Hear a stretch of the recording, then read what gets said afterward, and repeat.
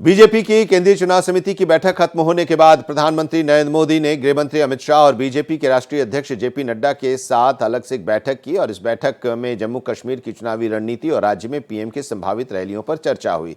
चुनावी मुद्दों और कैंपेन स्ट्रेटेजी पर बातचीत हुई। सूत्रों के मुताबिक प्रधानमंत्री मोदी की कश्मीर में 1 से 2 रैली हो सकती है, जबकि जम्मू में 8 से 10 रैलियां हो सकती हैं। को देर शाम बीजेपी की केंद्रीय चुनाव समिति की बैठक हुई। ये बैठक बीजेपी के राष्ट्रीय अध्यक्ष जेपी नड्डा जो है उनकी अध्यक्षता में हुए, जिसमें प्रधानमंत्री नरेंद्र मोदी, गृह मंत्री अमित शाह और प्रदेश प्रभारी चुनाव समिति के सदस्य सभी शामिल रहे। करीब 3.5 घंटे ये बैठक चली। ये माना जा रहा है कि इस बैठक में खास तौर से जम्मू कश्मीर में जो पहले चरण के चुनाव होने हैं और दूसरे चरण के चुनाव के कुछ सीटों, करीब 40 से 45 सीटों पर जो है मंथन हुआ और वहाँ इन सीटों पर उम्मीदवारों के नामों पर मोहर लगी।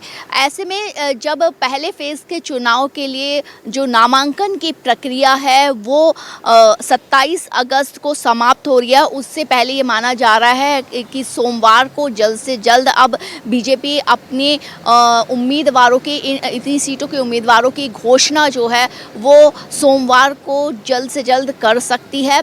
हालांकि बीजेपी इस चुनाव में पूरी तरह से अकेले उतर रही है। प्रथम चरण की अगर बात करें तो जम्मू में 8 सीटें और कश्मीर में 16 सीटों पर मतदान है। बीजेपी की ये कोशिश रहेगी कि घाटी में जहाँ जहाँ जो सीटें हैं वहाँ वो अकेले लड़े, जितनी सीटों पर लड़ रही है। लेकिन ये भी माना जा रहा है कि कुछ निर्दलीय जो उम्मीदवार है या कुछ और पार्टीज़ जो हैं उनको भी बीजेपी जो है बाहर रह कर के समर्थन दे सकती है। भारत एक्सप्रेस के लिए कैमरामैन रमेश राय के साथ कोमल शर्मा।